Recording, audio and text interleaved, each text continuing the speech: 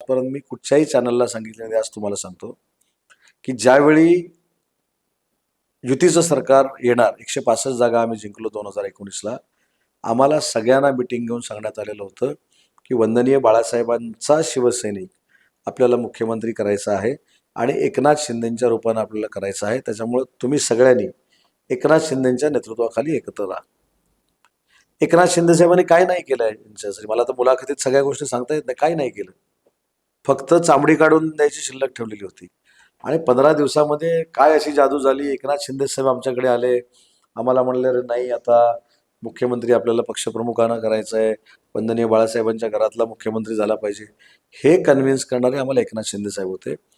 कारण नंतर आम्हाला असं सांगण्यात आलं की 2-4 महिन्यामध्ये आपण परत दिल्लीमध्ये बोलतोय आणि सगळ्या गोष्टी सरळ करतोय. म्हणजे काँग्रेस बरोबर जाऊन काँग्रेसला पण बाजूला करायचं होतं 3-4 महिन्यांनी, वर पण बोलायचं होतं, वर पण चर्चा चालू होती आणि माझ्यापेक्षा तुम्हाला जास्त माहिती आहे वर कशी चर्चा चालू होती.